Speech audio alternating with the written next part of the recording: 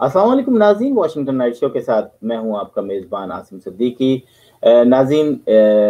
अवैस सलीम साहब हमारे साथ हैं, हमारे तज्ज़िया निगार, और आज हम अपने प्रोग्राम का जो प्रोग्राम स्टार्ट करेंगे वो वज़ीर आज़म पाकिस्तान इमरान खान की उस तकरीर से करेंगे जो कि उन्होंने कौम से खिताब किया और बहुत सारी चीज़ों को पॉइंट आउट किया, और जो उन्होंने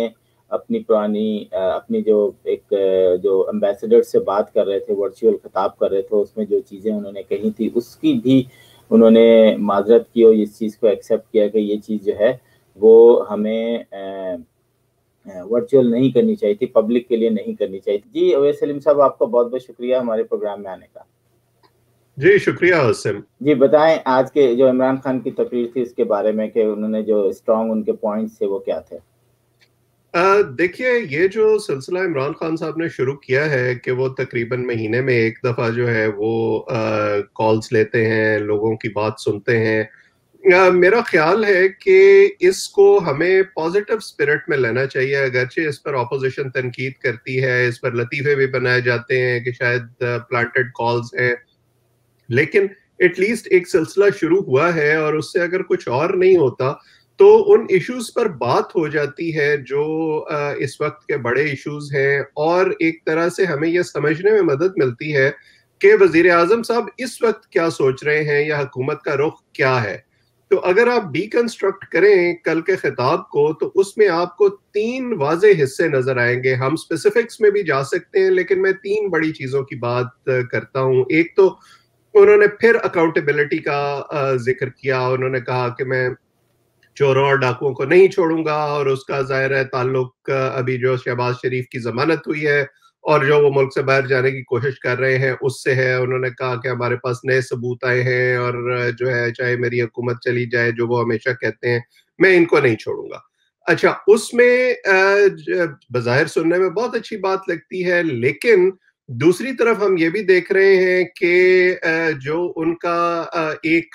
उनके स्पोक्स पर्सन्स हैं या उनके हामी आवाजें हैं मीडिया में, वो जहांगीर तरीन के हवाले से जो अकाउंटेबिलिटी है उसको ये स्पिन देने की कोशिश कर रही हैं कि जी नहीं नहीं, ये तो दुश्मनों की साजिश है, वो वजीर आजम साहब में और उनमें दूरियां पैदा करने की कोशिश कर रहे हैं हुकूमत को नुकसान पहुंचाने के लिए। फिर उनके लोगों की मुलाकात भी हो जाती है वजीर आजम साहब से और उनको ये यकीन दहानी भी कराई जाती है कि कोई ज्यादती नहीं होगी। फिर कल जब वजीर आजम साहब ये लाइव कॉल्स ले रहे थे और इन सवालों के जवाब दे रहे थे तो उनके सामने काबीना के अरकान बैठे हुए थे, जिसमें खुसरो बख्तियार भी हैं, जिसमें परवेज खटक भी हैं, जिसमें जुल्फी बुखारी भी हैं, जिसमें इवन उनके अपने जो प्रिंसिपल सेक्रेटरी हैं आजम खान वो भी हैं, और इन सब लोगों पर बहुत बड़े बड़े इल्जामात हैं, इनके खिलाफ नैब में केसेस चल रहे हैं। सो जब आप कौम को ये समझाने की कोशिश करते हैं कि मैं अकाउंटेबिलिटी करूंगा, मैं चोरों और डाकुओं को जो है अंजाम तक पहुंचाऊंगा, और आप उसमें सिलेक्टिव हो जाते हैं तो फिर आपका केस थोड़ा वीक हो जाता है। मेरा ख्याल है किसी को एतराज नहीं होगा अगर इस किस्म की अकाउंटेबिलिटी जो है वो अक्रॉस द बोर्ड हो। दूसरा उन्होंने तस्करा किया इकोनॉमी का।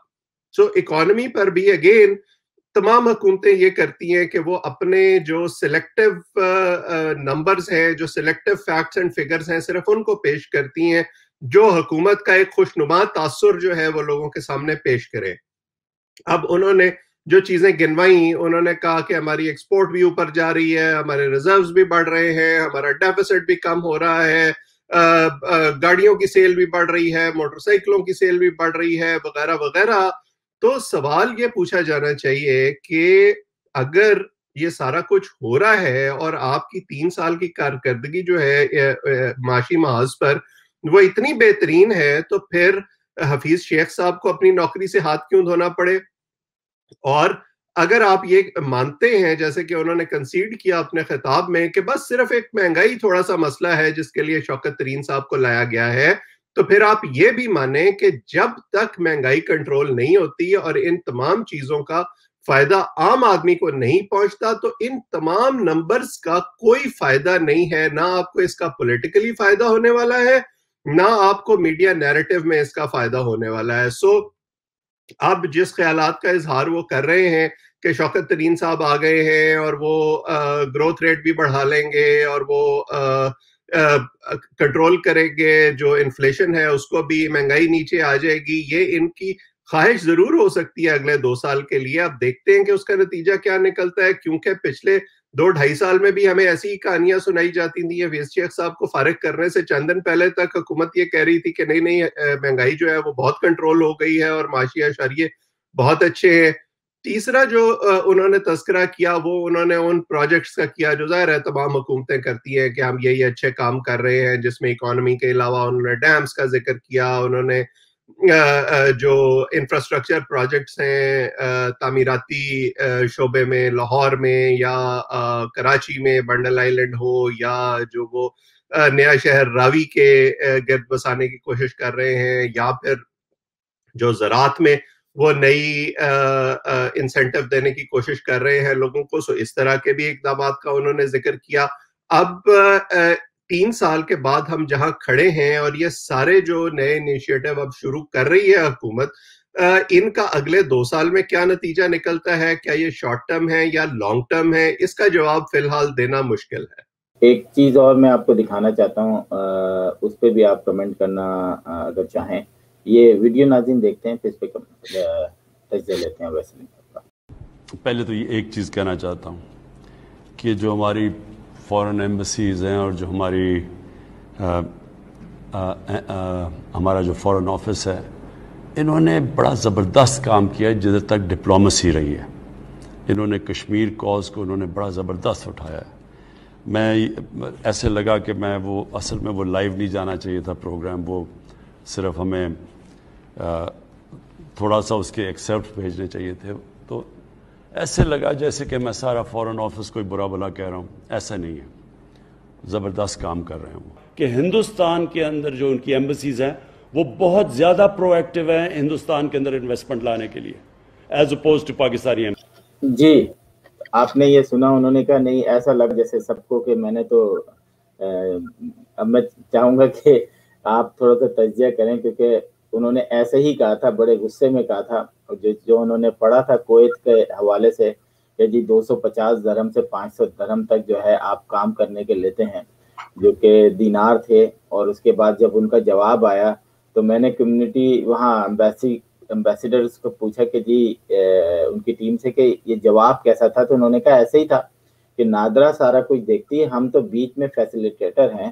ہم تو لوگوں کو چاہتے ہیں کہ ان کی مدد کریں, لیکن سارا کام نادرا سے پاسپورٹ بنتا ہے, نادرا سے شناختی کارڈ بنتا ہے. اگر کوئی ویزے پہ ہم پھنستے ہیں تو ہم پاکستان بھیجتے ہیں کہ جناب اس ویزے کو آپ کلیئر کریں. اب وہ ویزا وہاں سے کلیئر ہو کے نہیں آ رہا تو ہم کیسے لگا کے دے دیں؟ تو ساری چیزیں پاکستان سے منسلک ہیں. تو میں چاہوں گا اس پہ کمنٹ کریں, ان کے پہلے والے کمنٹ پہ, اور پھر اس کے بعد جو یہ انہوں نے ابھی کہا. جی آپ نے اچھا یاد کرایا. اور اس حکومت کا جو ٹریک ریکارڈ ہے, جیسے ان پر تنقید کرنے والے بھی بار بار کہتے ہیں کہ ایسا لگتا ہے کہ خان صاحب اور ان کے حامی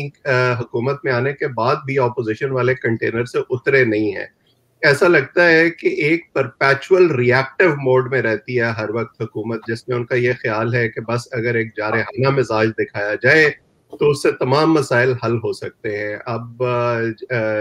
اسی معاملے میں دیکھ لیجئے کہ چند دن پہلے ان کے حامی جو ہیں وہ اس بات کو ثابت کرنے کی کوشش کر رہے تھے کہ خان صاحب نے جو کچھ کیا وہ بالکل ٹھیک کیا, اس کے جواز پیش کر رہے تھے. لیکن آج خان صاحب نے خود ہی یہ مان لیا کہ نہیں شاید میں غلطی پر تھا اور اتنا درست فیصلہ نہیں تھا اس قسم کے کلمات ایٹ لیسٹ پبلکلی ادا کرنا. کسی کو یہ اعتراض نہیں تھا کہ آپ وزارت خارجہ کی کارکردگی پر تنقید نہیں کر سکتے, آپ ان کی کلاس نہیں لے سکتے. صرف جو تنقید ہو رہی تھی وہ اس بات پر ہو رہی تھی کہ یہ پبلکلی آپ نے جو رویہ اختیار کیا ہے شاید وہ مناسب نہیں ہے. اسی طرح آپ اگر دیکھیں جو ابھی سعودی عرب کا یہ دورہ کر کے آئے ہیں, جو پچھلے 2 سال ہمارے تعلقات سعودی عرب سے خراب رہے ہیں, اس میں بھی اس قسم کے رویے کا بڑا دخل ہے کہ ہم نے یہ سمجھا کہ شاید اب جو ہے ہم اپنے سارے انڈے جو ہیں وہ چین کی ٹوکری میں ڈال سکتے ہیں اور ہمیں کسی اور کی ضرورت نہیں ہے. لیکن گلوبل ڈائنامکس جو ہیں وہ پھر چینج ہوتے ہیں اور آپ اپنے ہمسائے اور دیرینہ دوست نہیں بدل سکتے, اس لیے آپ کو پھر دوبارہ ان کے پاس جانا پڑا. آپ سیاست میں اپنے ریٹرک کو اس حد تک اوپر لے گئے کہ آپ نے پرویز الہی کو پنجاب کا سب سے بڑا ڈاکو کہہ دیا، آپ نے ایم کیو ایم کو جو ہے وہ قتل کرنے کا اور بھتہ خوری کا الزام ان پر لگا دیا، پھر انہی کو آپ کو اتحادی بنانا پڑا اور ان میں آپ کو نفیس لوگ نظر آنے پڑے. اگر اور یہ بات صرف عمران خان صاحب پر اپلائی نہیں ہوتی ہے، تمام سیاسی جماعتوں اور سیاسی لیڈروں پر اپلائی ہوتی ہے کہ آپ جب کوئی موو کریں، جب کوئی کلمات منہ سے نکالیں تو اس سے پہلے تھوڑا سا سوچ لیں، اور سوچ سمجھ کے بعد اگر آپ وہ گفتگو کریں گے اور کوئی فیصلہ لیں گے تو شاید وہ دیر پا ہوگا اور آپ کو اس پر یو ٹرن نہیں لینا پڑے گا. اچھا،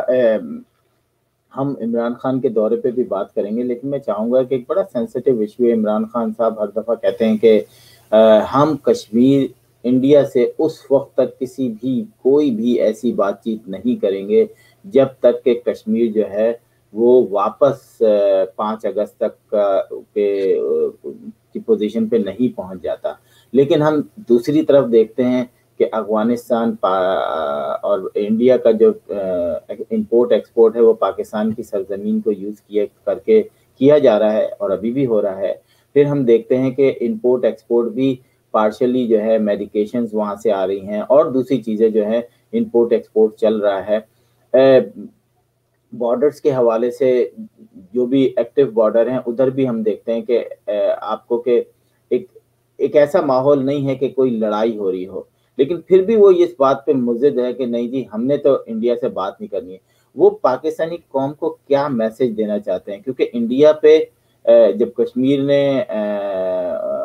ادھر جو ہے کرفیو لگایا اور پابندیاں لگائیں تو ہم نے دیکھا کہ پاکستان میں کوئی ایسا ریئیکشن نہیں آیا، بلکہ عمران خان نے لوگوں کو منع کیا کہ وہ ایل او سی پہ نہ جائیں. اور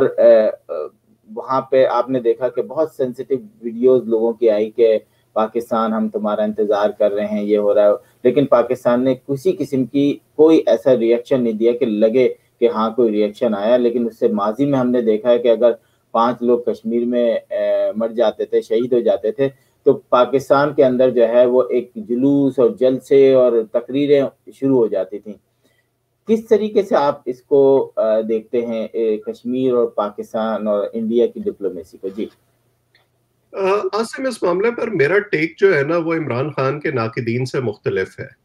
دیکھیے، پہلی بات تو جو یہ کی جاتی ہے کہ عمران خان صاحب نے صحیح ڈپلومیسی کا مظاہرہ نہیں کیا یا انہوں نے شاید کشمیر کو بیچ دیا، میں اس سے اتفاق نہیں کرتا. میں ایسے تمام لوگوں سے یہ پوچھتا ہوں کہ اگر اس وقت کوئی اور حکومت بھی ہوتی تو وہ زیادہ سے زیادہ کیا کر لیتی. آپ نے جس طرح اشارہ کیا کہ عمران خان صاحب نے اپنی تقاریر کے علاوہ جو انہوں نے UN میں کی یا دوسری جگہوں پر کی، انہوں نے جو شدت پسندی ہے یا جو ایگریشن ہے اس کو ہوا دینے کی کوشش نہیں کی. تو میں سمجھتا ہوں انہوں نے بہت اچھا کیا، کیونکہ اسی قسم کی جو ہماری ایک طرح سے ill advised پالیسیاں تھیں ان کے ہم اثرات دیکھتے رہے ہیں پچھلے کئی سالوں میں. اب اگر پاکستان اور بھارت کے براہ راست تعلقات کی ہم بات کریں تو بھارت ہم سے پوزیشن آف اسٹرینتھ سے گفتگو کرتا ہے، اور یہ آج سے نہیں ہے، یہ ہمیشہ سے کرتا ہے. اب جو گفتگو کا سلسلہ، ڈائلاگ کا سلسلہ منقطع ہوا ہے وہ 2008 کے ممبئی دھماکوں سے کے بعد ہوا تھا. اس سے پہلے جو ہے وہ معاملات کچھ بہتر چل رہے تھے، پیپل ٹو پیپل کانٹیکٹ بھی تھا، کوئی تھوڑی بہت ٹریڈ بھی بڑھنی شروع ہو گئی تھی. لیکن اس وقت جب یہ ہوا، پیپلز پارٹی کی حکومت تھی، اس کے بعد مسلم لیگ نون کی حکومت آئی، اب عمران خان صاحب کی حکومت ہے. تینوں پارٹیاں جو ہیں وہ اس دوران میں حکومت میں رہی ہیں، اور ہم نے دیکھا ہے کہ بھارت کا رویہ جو ہے پاکستان کے حوالے سے وہ اس طرح سے نہیں بدلا. ان کے جو گریوانسز ہیں پاکستان کی طرف، جس میں وہ پاکستان کو کراس بارڈر ٹیررزم کا الزام دیتے ہیں، ہم جواب میں ان کو بلوچستان میں دراندازی کا جو ہے وہ الزام دیتے ہیں. اس قسم کا جو ایکیوزیشنز اور کراس ایکیوزیشنز ہیں ان کی وجہ سے معاملہ آگے نہیں بڑھتا. بھارت کا ایڈوانٹیج یہ ہے کہ ان کی جو فائنینشل سٹینڈنگ ہے، جو ان کی اس وقت ایک سیاسی قوت کے طور پر یا ایک مارکیٹ کے طور پر دنیا میں حیثیت ہے، ہماری حیثیت وہ نہیں ہے، ان کی وہ مجبوریاں نہیں ہیں جو ہماری مجبوریاں ہیں. اگرچہ ہمارا خیال یہ ہے کہ ہم اگر چین کے ساتھ جڑ جائیں یا سعودی عرب کے ساتھ جڑ جائیں تو ہمارے معاشی مسائل حل ہو سکتے ہیں. بھارت کی کمپلشنز اس طرح کی نہیں ہے. جب چین یا افغانستان یا سعودی عرب یا امریکہ بھارت کی طرف دیکھتے ہیں تو وہ ایکول پارٹنر کے طور پر دیکھتے ہیں، وہ بھارت کو ایک بہت بڑی منڈی کے طور پر دیکھتے ہیں جہاں ان کی مصنوعات کی کھپت ہو سکتی ہے.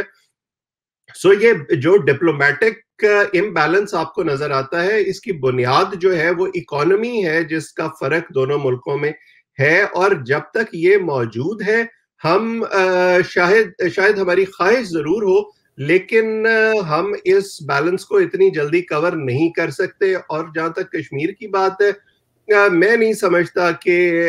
بھارت جو ہے وہ ہم جو مرضی کر لیں وہ اس آرٹیکل 370 کو یا 35A کو اتنی جلدی ریووک کرے گا. شاہ محمود قریشی صاحب نے تو ایک انٹرویو میں کچھ دن پہلے یہ کہہ دیا کہ آرٹیکل 370 جو ہے وہ بھارت کا اندرونی معاملہ ہے. میرا خیال یہ ہے کہ کشمیر کی ایک جذباتی حیثیت ہمارے لیے ضرور برقرار رہے گی، کیونکہ ہم نے اس ریٹرک کو اس حد تک بڑھا دیا ہے کہ کسی بھی سیاسی حکومت کے لیے یہ ممکن نہیں ہے کہ وہ یہ کہہ سکے عوام کو، نہ پاکستان میں نہ بھارت میں، کہ ہم کشمیر پر کوئی کمپرومائز کرنے کے لیے تیار ہیں. اسی لیے سٹیٹس کو جو ہے وہی مینٹین رکھنا شاید سب سے بہتر آپشن ہے، اور اس کی بنیاد پر شاید کشمیریوں کی زندگی بھی کچھ آسان ہو سکے. بالکل آپ نے صحیح بات کی. میں بھی اس بات جو آپ کی بات کو ہی کوٹ کروں گا کہ واقعی یہ حقیقت ہے کہ اب آپ کھل کے یہ نہیں کہہ سکتے کہ جناب یہ ان کا اندرونی معاملہ ہے. اب ہم کھل کے یہ سب چیزیں نہیں بول سکتے.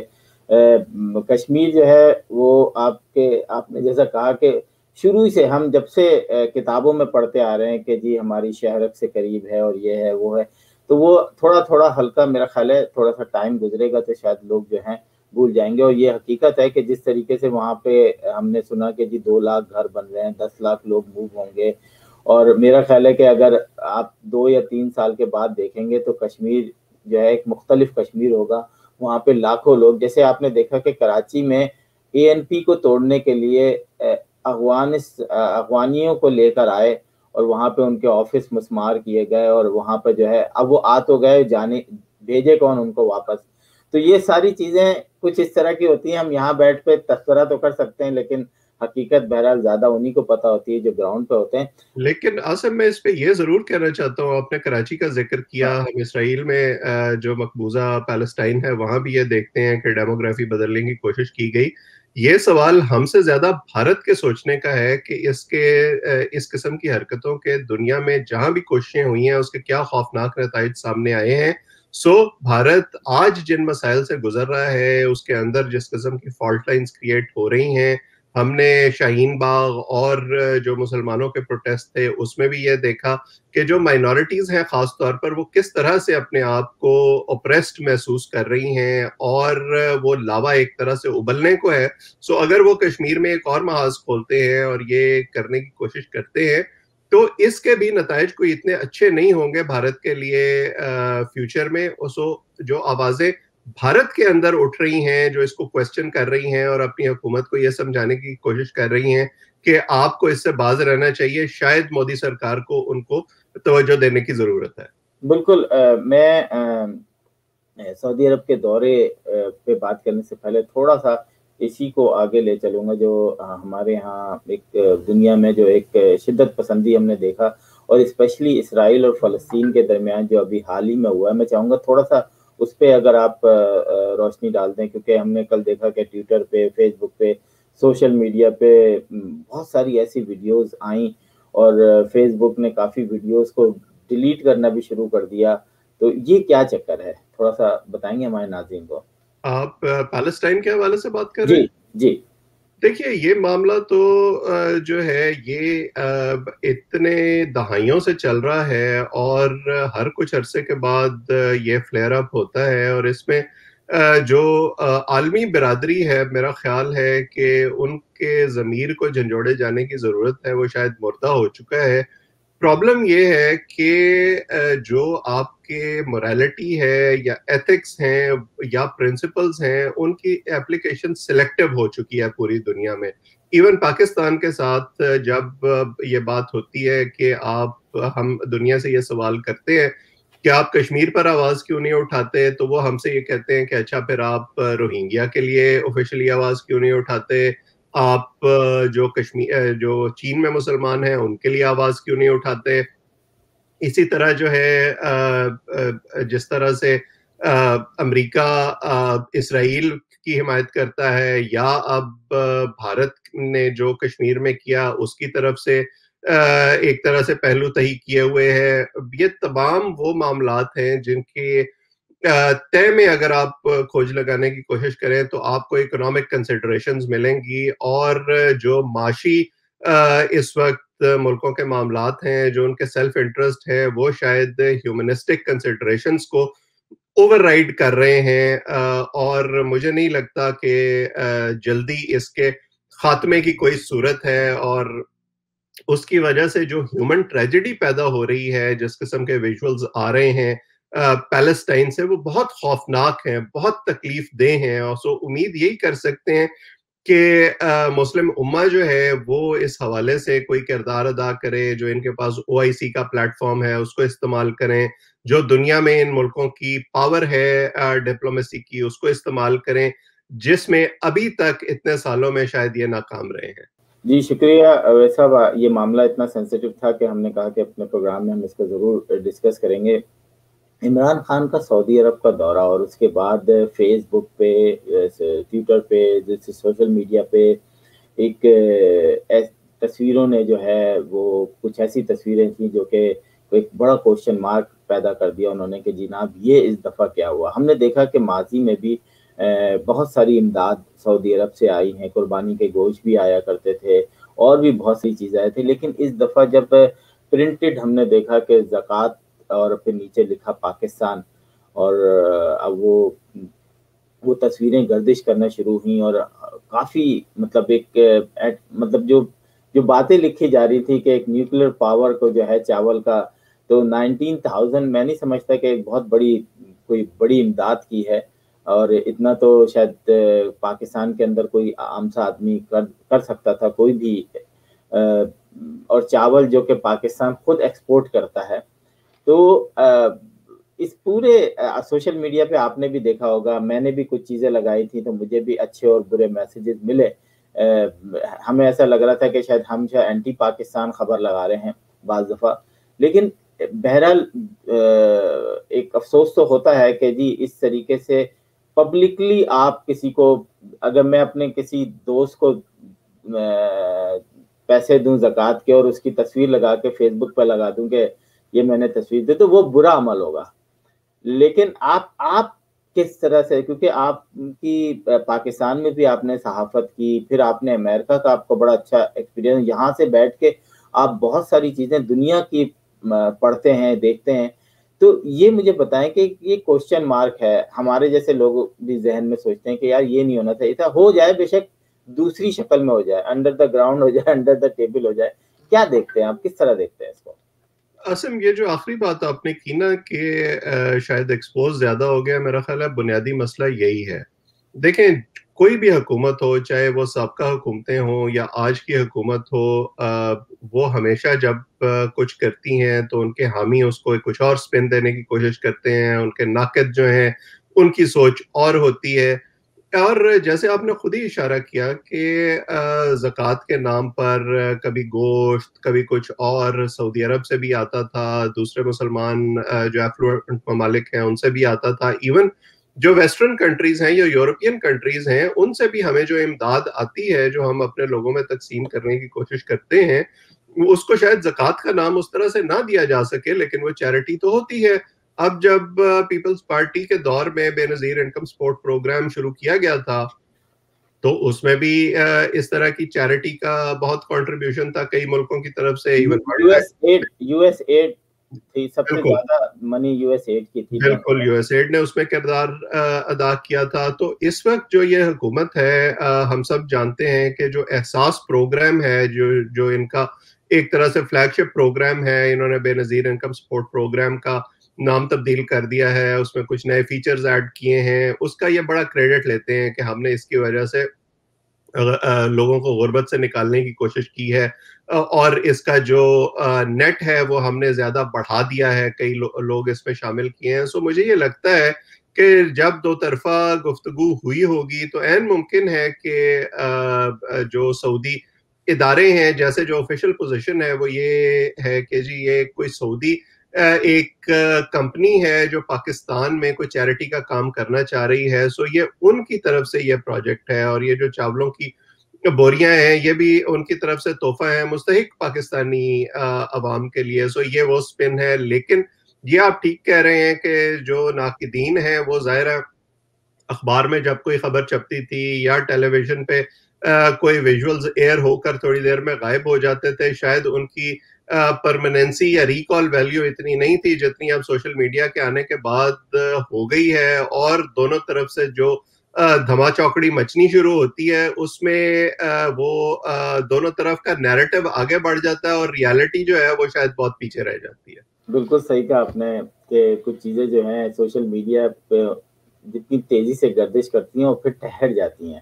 جس کو بھی پتہ چلتا ہے 2-3 دن بعد پھر وہ اپنی وال پہ لگا دیتا ہے, اور پھر اس کے بعد ایک نئی ڈسکشن شروع ہو جاتی ہے. ناظرین, آج کا پروگرام جو ہے بس اتنا ہی. میں چاہوں گا کہ آخری ریمارکس اویس سلیم صاحب کچھ بھی آپ بات کرنا چاہیں. نہیں, میرا خیال ہے جو مین ایشوز تھے اس ویک کے وہ ہم نے ڈسکس کر لیے ہیں, لیکن ہم نے کیونکہ سوشل میڈیا کا ذکر کیا ہے تو جو لوگ آپ کا یہ پروگرام سن رہے ہیں ان کو میں یہ ضرور کہنا چاہوں گا کہ آپ کی جو ریالٹی بن رہی ہے اس کی بنیاد صرف سوشل میڈیا پہ آنے والی پوسٹ نہیں ہونی چاہیے. ریالٹی اس کے سوا بھی ہو سکتی ہے, اس سے بیونڈ بھی ہو سکتی ہے. سو اپنا جو ورلڈ ویو ہے, جو اپنا ہورائزن ہے, اس کو تھوڑا بڑا کرنے کی کوشش کریں, اور جو چیزیں آپ کو پسند آ رہی ہیں ان کے علاوہ بھی کچھ پڑھنے کی کوشش کریں تاکہ آپ کو ڈفرینٹ قسم کے پرسپیکٹیو جو ہے وہ ملیں اور اس میں سے ریالٹی فلٹر ہو کر سامنے آئے. بالکل, اس کو آسان لفظوں میں کہہ دوں کہ آپ کٹنگ پیسٹ کرنے سے پہلے تھوڑی سی ضرور تحقیق کر لیں کہ جس خبر کو آپ کٹ اینڈ پیسٹ کر رہے ہیں یا فارورڈ کر رہے ہیں وہ صحیح ہے کہ نہیں ہے. یہ عام انسان کی بھی ذمہ داری ہے, ہماری بھی ذمہ داری ہے کہ ہم کسی بھی خبر کو فارورڈ کرنے سے پہلے اس کی تھوڑی سی تحقیق کر لیں یا 2-3 جگہ اور معلوم کر لیں. اور بہت آسان ہے آج کل, جو خبر آپ کو ہے بس آپ گوگل پہ لکھیں, آپ کو اس سے ریلیٹڈ جو ہے خبریں ملنا شروع ہو جائیں گی اور آپ کی خبر کی حقیقت پتہ چل جائے گی. اور میں خود یہی کرتا ہوں, 10 میں سے 9 دفعہ جو ہے جب آپ ایک سمپل گوگل سرچ کرتے ہیں تو پتہ لگتا ہے کہ یہ جو آپ کو بتایا جا رہا ہے یہ غلط ہے. بالکل. اور کیا ہے کہ بعض دفعہ یہ جو آپ نے بات کہی نا کہ ہمارے پاکستان کے اندر جو ہیں باقاعدہ خبریں جنریٹ کی جاتی ہیں پارٹیز کی طرف سے, چاہے جو رولنگ پارٹیز ہو, چاہے اپوزیشن ہو, اور دوسری پارٹیز ہوں, باقاعدہ ایسی خبریں جنریٹ کی جاتی ہیں. اور بعض دفعہ ہم بھی جو ہیں وہ خبر جو دیکھتے ہیں کہ وہ اتنی زیادہ جنریٹ کی جاتی ہے کہ جی ٹویٹر پہ بھی آئی, اس پہ بھی آئی, اس پہ بھی آئی. تو اب میں بھی کنفرم کرتا ہوں لوگوں کو بھیج کے اپنے دوستوں کو کہ بھائی یہ خبر میں لگانے سے پہلے ایسا نہ ہو کہ میں معاشرے کو غلط میسج دے دوں. تو یہ میرا اور آپ کی ذمہ داری ہے کہ اگر آپ کوئی بھی خبر فارورڈ کر رہے ہیں تو اس کی تھوڑی سی تحقیق کر لیں. اویس سلیم صاحب, آپ کا بہت بہت شکریہ کہ آپ ہمارے ساتھ آئے اور ناظرین کو آپ نے ایک اچھا تجزیہ پیش کیا. شکریہ. تو انہی الفاظوں کے ساتھ ناظرین عاصم صدیقی کو اجازت دیجیے. اگلے ہفتے تک خدا حافظ. Washington Night Show with Asim Siddiqui.